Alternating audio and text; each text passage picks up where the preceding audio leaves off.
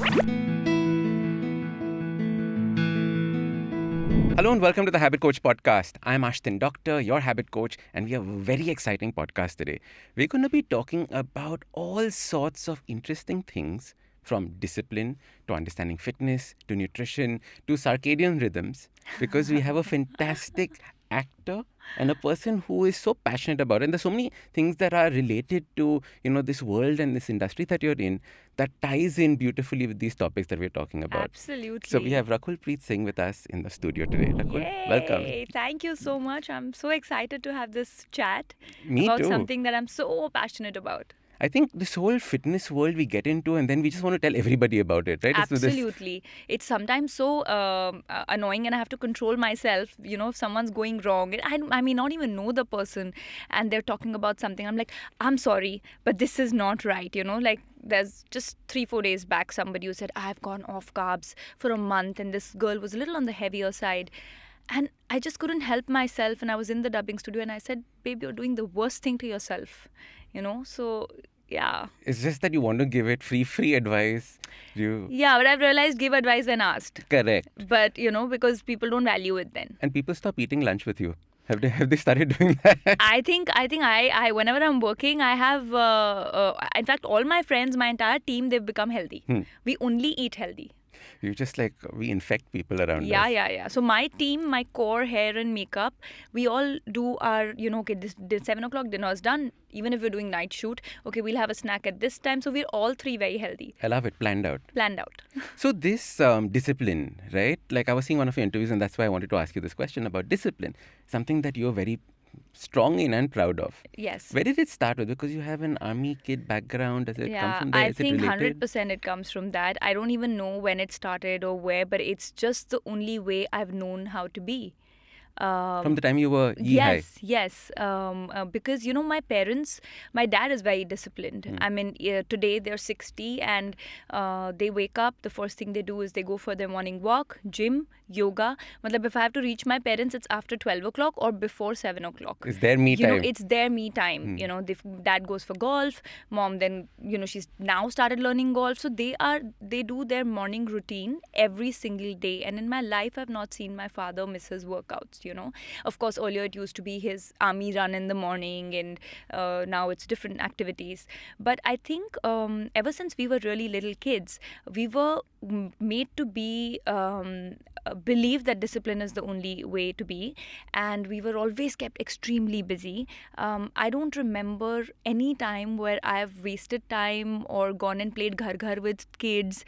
And it's how you tutor the kids, right? I mean, me and my younger brother, we were 5 or 6 and they put us in karate. Okay, now you're going to go do skating, swimming, badminton, lawn tennis, golf, like you name it, and professional coaching for that, dance, singing, to an extent to give exams, right? So they were always parents who kept a schedule for us. And there was a time that I used to think in 4th, 5th grade, why am I so busy? After school I have so many classes. And now I thank them that because I was always used to such a busy life, the amount of workload that you have in the industry doesn't affect me. In fact, on the contrary, I don't know what to do if I'm free. Correct. I make a schedule for a free day. Okay, now I'm going to free time. Yeah, no, free time is a schedule for me. I'll work out, then I'll take a massage, then I'll do hair spa, then I'll do manicure. So if it's an absolutely free day, I have a timetable for that as well. So I am a walking, talking timetable. I can't help it. But I think it comes from the fact that, my upbringing years were very structured and discipline was very important. And there was nothing that we could say no to. Because if you say no to something, then that's the thing you're going to do for the next 3 days. Oh, wow. Shut down your throat then. If you're going to say, I don't want to eat this, next every meal you're going to get only that. You have to learn to be grateful for what's in your plate. So my dad is that proper army disciplined guy. And so I think it trickles down from there. So is this something that was unique to your family, or was it like kids around you as well it's that were like this? It's largely that. I think if you see Priyanka Chopra or Anushka Sharma or, most of the army kids have a disciplined flair. Right. You'll see that, when you converse with them. Of course, there are different people everywhere, and it also matters how your parents are. But I think it was a combination of both, army and my dad particularly being very disciplined himself, that and then of course mom being that way, so I it think comes both to parents us. influence in that. Yes, And, yes. and then how has this discipline helped you in the work that you do? Like, how did it translate into the industry? I think I've come, whatever I've done in my life, from being an complete outsider, not knowing a soul in the industry, is due to my discipline.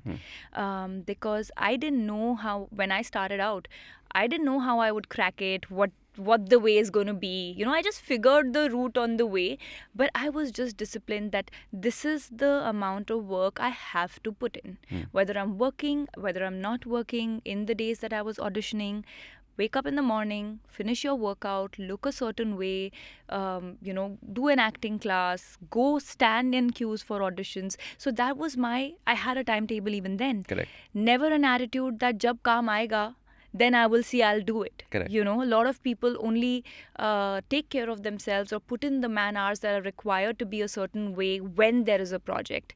And I always believe that if you put that man hours, the universe will make it happen for you. Absolutely. Because you're giving that intention that it's happening. So I think it's only discipline that's gotten me. And I remember in the first few years of my career, when I was doing my first few Telugu films, I was very punctual. So I am still very punctual, but then I was told that this change ho jayega. This is not going to stay. Industry, you can't be so punctual. And I was like, but I can't help it. I'm okay to wait.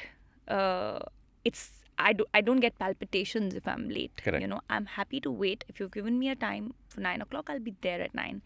Gradually, people realize that I'm too punctual, so everybody started giving me a better time, that okay, you come by this time. Everyone else this time? Yeah, Right. I didn't have to change. So I am glad that people around know that I'm very punctual. Like even my manager, when she fixes a meeting, she's like, she's very punctual, so you please make sure it's on time. Good identity to have in this. Yeah. So there are lots of people who listen to the podcast and keep asking me, Ashdin, how do we develop discipline? Right? Do you have any tips or tricks for people who've not had this kind of a background in being brought up? How do you bring discipline to your life? It's not about the background. I think it's about the desire of what you really want from life. If you want to have a laid back approach and still think that things will work out for you, then that's not how it happens. So I think just sit with yourself and ask yourself, why do you need discipline? What is it that you want from life? Now, let's not deny, everybody wants a successful career. Everybody wants to make money, have a great house, have a great car. It doesn't come by lazing in the bed. Correct. So if you know that the reason is strong enough, then you have to convince yourself and train yourself and come in, and be disciplined. I think the harder you work, the easier it becomes, right? The after harder a you while? work, the easier it becomes. Actually, it never becomes easier. The challenges always keep changing. Correct. But if you're working in a field that you're passionate about, then you enjoy those challenges. Because the challenges help you grow. Yeah, absolutely. The challenges help you grow. And what's fun without challenges? How do you challenge yourself and, just be a better version of yourself? So, yeah. So I think so that- each one of them, identify the reason. Identify what you look forward to in life. What is your drive? And if you know that you're driven, then you have to be disciplined. Correct. Be there on time, do it. And like what Yeah. you were saying, right? Like even when you were getting into the industry, it was not that you were just disciplined. You had a plan. You were like, if this is not happening, I'll be doing this. I'll be doing this. I'll be Yeah. doing this. Yeah. Share, how did you plan this out?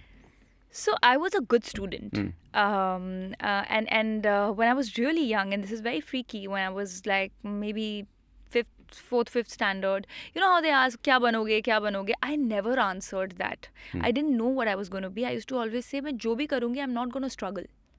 Wow. Whatever I do, I'm going to do it well. I'll figure what I want to do as I grow, but whatever I do, I'm going to do well." You never And wanted to be astronaut, pilot, none of those things. astronaut once when you're for second standard, Huh. and then once you start studying science, like astronaut, I don't want to. They want. But that was my goal, and you say a lot of things. Okay, I'll do MBA or I'll do this. So I used to throw out ideas like that. But one thing I was very certain is that whatever I do, I want to excel. I want to be known for what I do, and I don't know how that was in my head. I really don't know. My parents also tell me that, we don't know where you picked that up from. And when I was 2, I used to just pose and model, and I did this child modeling as well. Oh, lovely. So it started, there was a spark from there. I think that spark my parents sort of figured out. Correct. He was posted in Bangalore, and they got my portfolio done, and I did, while they were in Bangalore for that 1 year, I did child modeling. And then later there were offers, but we were posted in Northeast, and my dad said, no, the other child will get sort of ignored, left out, so let her grow up, and then if it's meant for her, then it'll happen. My mum wanted to really come back and take up that offer, some TV serial thing at that point. I was going to become Glucon D boy. Oh, really? And I had done exams Onida at that time. I think. Onida, really? Onida print. And then there was Prasad Bidappa's wife, Judy Bidappa, had this kids modeling agency. Oh, wow. So you'd gone up till that? Yeah, at that point. So I think it's a lot of drive that my parents also had for the kids. They made us their universe. The kids should excel, they should do this, they should get all sort of opportunities. So it somewhere trickles down from there. Correct. But yeah, so as I was growing up, and when I realized that I want to definitely give modeling a shot, and the only thing I knew was Miss India, and I knew that, okay, through Miss India, then it's a platform, and then people get into films, because I'd seen Priyanka Chopra and Aishwarya Rai, and But in your mind, films was the goal at that point of time. So it was like, let's see. Okay. Like how every girl, you ask, if she's given an opportunity, she'll want to be in the films. Okay. So it was like that for me, that I would definitely give it a try. Is it a do or die? I don't know. Because it's a difficult industry is what you've heard. But the only thing as an outsider, as this naive person, I knew is, first I'll model, then I will go to Miss India. Miss India will be a platform. From there people will know me, then I'll do a film. Lovely. So when you don't know too much, it helps. Because you don't have fear in your head. You believe in your ideas and you keep working towards it. And I think that was me, fearless. Acha, maine hard work kiya to milega. If I'm putting 15 hours a day, I'll get it. So it was that simple. It's manifesting. It's sort of manifesting without fear. Absolutely, because the fear holds you back. You won't take the first step. And the fear happens only when you have too much information. When in the cantonment, you're in a very protected environment. You haven't seen the world.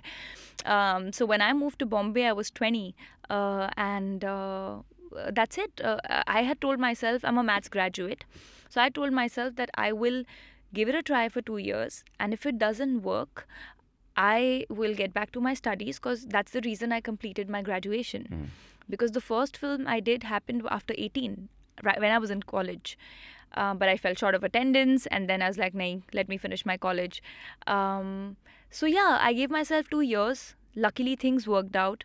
But the plan B was that I would do MBA in fashion. And luckily I didn't have to do that. It worked out.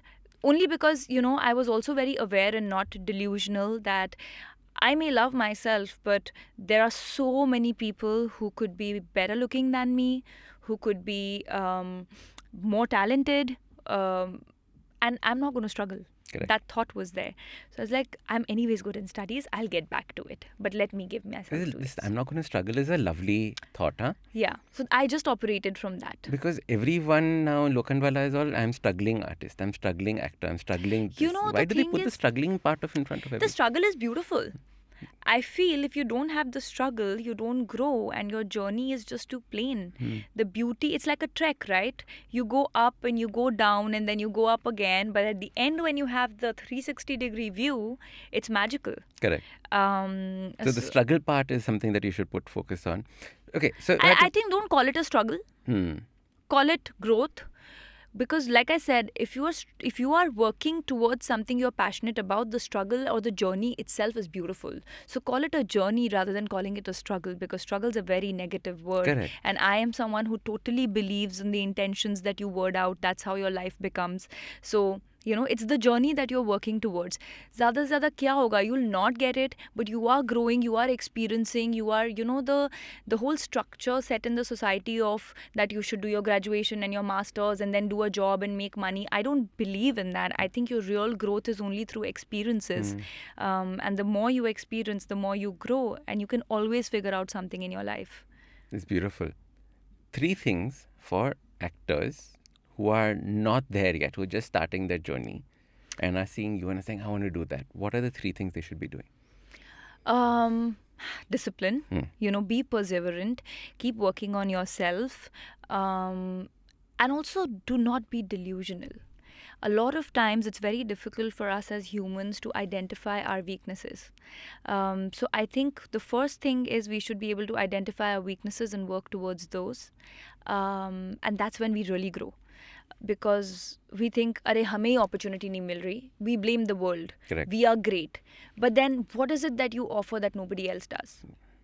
What is unique about you, right? What is it that you're What giving? is unique about you? Honestly, when I started out, the only thing I knew is hard work and discipline is something that I can offer till I drop dead.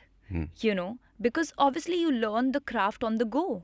I wasn't from the industry, so I didn't know, and I think I was terrible in my first few films. You only grow and you learn and you understand the industry after a couple of years. But the only thing I knew I could offer better than nobody else is I will give you 24 hours if you need. I'll work 360 days if you need. And hard work and discipline. So find what is it that you are unique about. Work on yourself, and perseverance, discipline. Persevere at it. There's a question that I wanted to ask you. See, there is this one way of looking at this industry and saying, oh, beautiful, beautiful, beauty is one way of looking at it. But I think there's another word that is far more powerful in the way that we experience the industry, which is a word called charisma.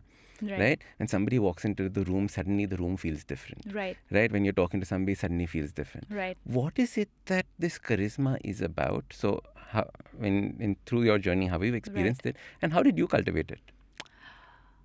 I think charisma comes through. So basically, charisma is, you say now that the energy is very good, and energy also comes through. Let's be a little spiritual. It's also your vibe. It's also the. We can be very spiritual in this Yeah, podcast. great, fantastic. I feel that your energy is external, right? There's an energy layer around you, and that's what you pick through your life, the experiences, the positivity, or your learning or your growth. So you exude everything. Now, if you see a Shah Rukh sir, or if you see an Amitabh Bachchan sir, and you walk into the room with them, or a Priyanka Chopra, you will feel that they are strong people and they are just magnificent in the way that they are. And that comes from a lot of self-awareness. That comes from, again, working on themselves, having extreme knowledge and being great at their work. So they're full of confidence and beaming to share it with all. Correct. They're not insecure people. And I think when you're ready to share your energy with everyone and give it out to the world, you sort of can experience it. So I think that's what it is. Just be free. Exuberance of this energy that you're feeling. Yeah. I remember the first time Shah Rukh Khan had come home, it was just like this strange vibe in the He's air. amazing. It's crazy. It's Yeah. so there is something, right? And you have Yeah. to figure out what that No, was. sometimes you say, I didn't like that person's vibe at all. Yeah. So there is something. I mean, at the physical level, we may not be able to see it, but our soul senses it. And I think energy is a very, very important thing in my life. I like to surround myself with How good do you energies. do? What are your energy habits? I meditate. Mm-hmm. I may not be able to meditate every day, but at least 2-3 times a week. And I just, I have this delete habit in my head. So if something's not important, I don't even remember it after a while. Okay. And I don't. How did you cultivate that? That's an interesting one. Everyone just keeps ruminating So over I'll it. tell you, my journey into spirituality began in 2015.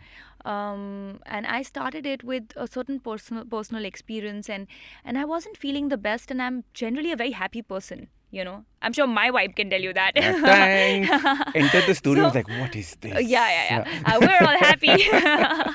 No, so I was really busy at that point doing some big films in Telugu, but I wasn't really. I was not in my element. So I started reading The Secret, which is the first book that you sort of stumbled upon, and I'd read it earlier, but it only makes sense when you need it in life. Correct. I feel. And then after And then you that, can start spotting it. That's then the you only- spot it. Correct. They're like, oh yeah, this is happening because of this, and you can connect the dots. So from there, I then read all the 7 volumes of that, and then started my, sort of more spiritual reading, yogi, and you can heal yourself, and what do you call, so many books, right? Power Power of of Now. Now, yeah. Power of Now is one of my most favorite books. And that's when I realized that nobody teaches you how to truly be.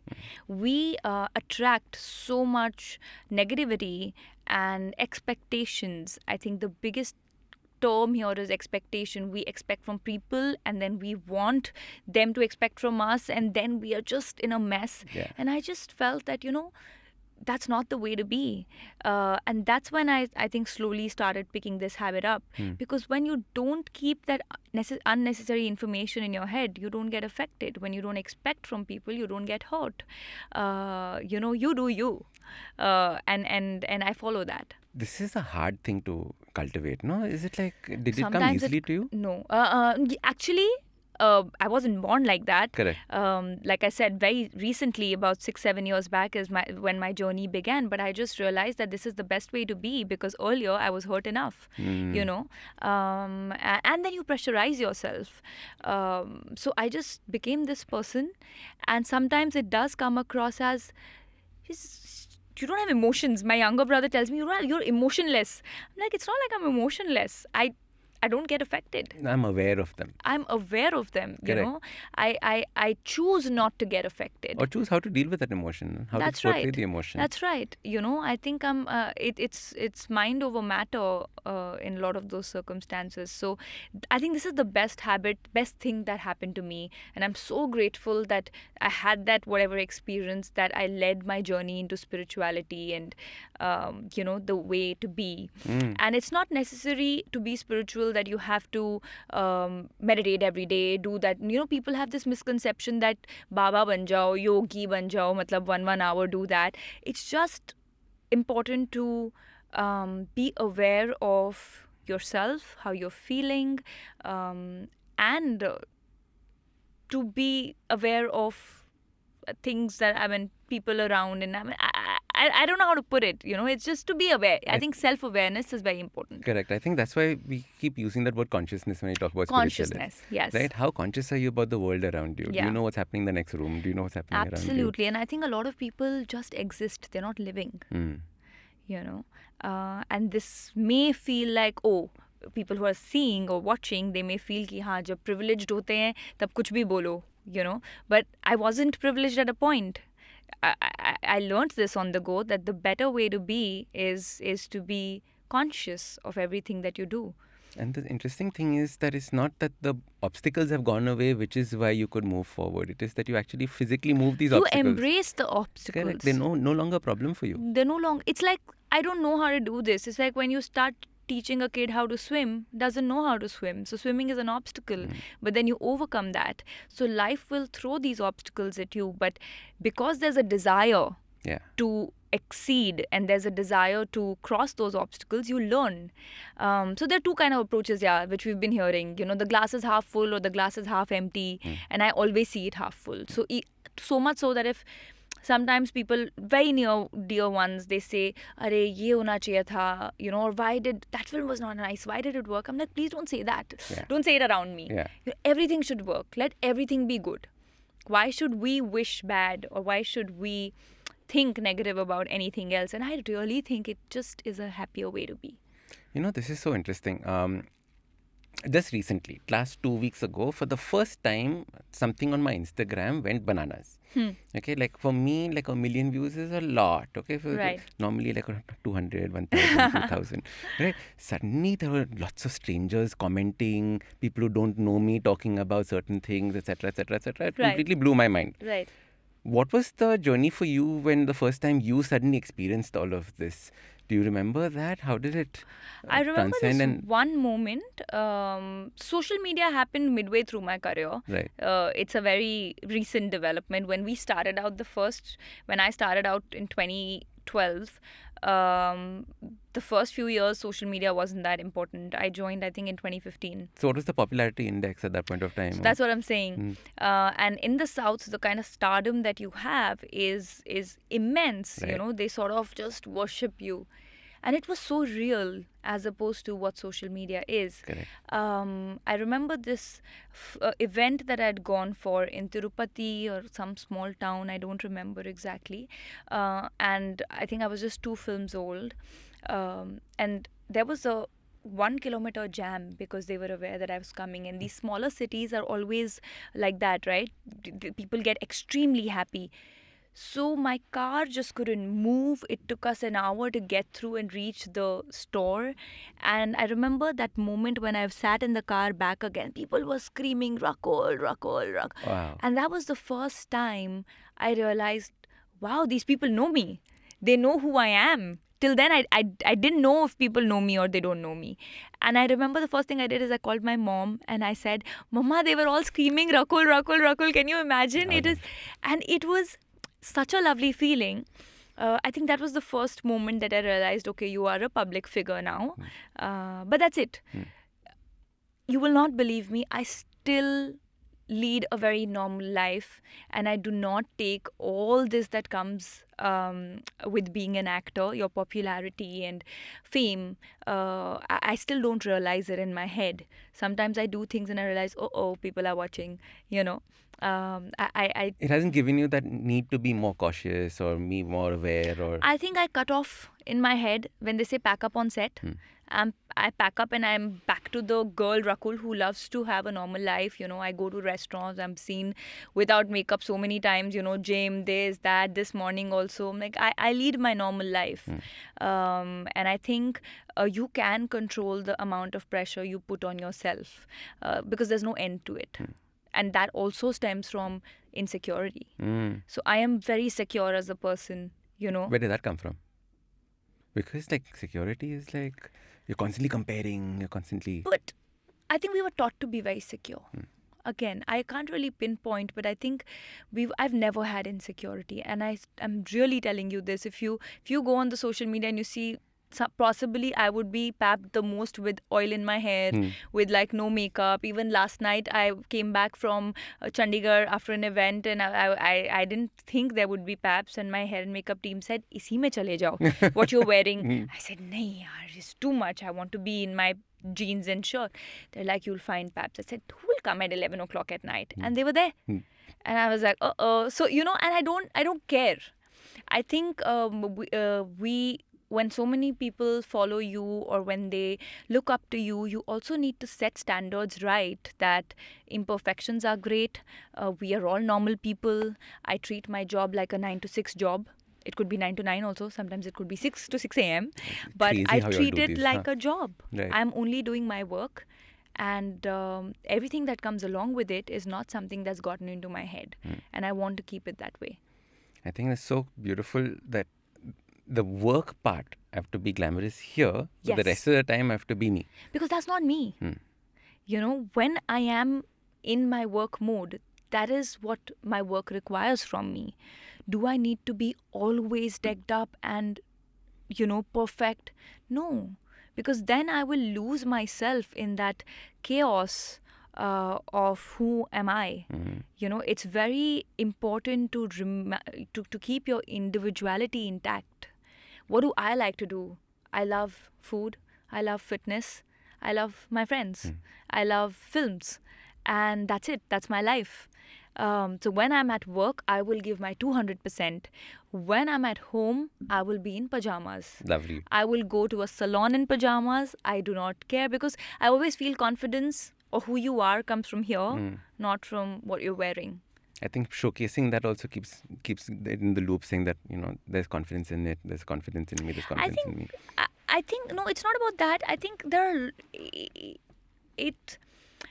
a lot of people around who may sort of try to tell you that you have to be a certain way. Mm. And unfortunately, a lot of people do get influenced by that. It's not their fault. But because my journey was all by myself and there was no one influencing me on that path, I choose to not listen now because I was like, I was the same and I'm still the same girl. So I don't want to be fake. And then action ke time pe bhi I'm being another person. Now at home also, if I have to be another person, then who am I? Correct. You know? And I think then my parents are also very unaffected by the fame. So I still know that my disciplined father, if I do something wrong or which is not right, he can still tell me, he can still yell at me and tell me this is not the way it's done. Pack your bags.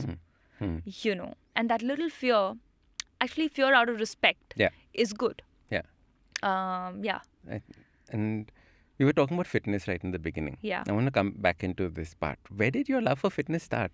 How did it happen? Again, bachpan se. Bachpan Or se. Riding horses. Yeah. We were always into a lot of sports. You name it, and I think, like I told you in the beginning of the interview, I've never seen my father miss. It's like that was a routine, you know. When I That's see what people did. that's what people did. In the cantonments, that's what everyone does. There are playgrounds. Kids are playing in the evening, and playing means they are in different sports. And even my parents used to make sure. In fact, my dad was the kinds that if I was studying during my 10th boards for 5 hours at a stretch, he said, enough now, 1 hour, go play and come back. Lovely. You know, so I think that importance of health, of eating clean, like in my life, we never made fried at home.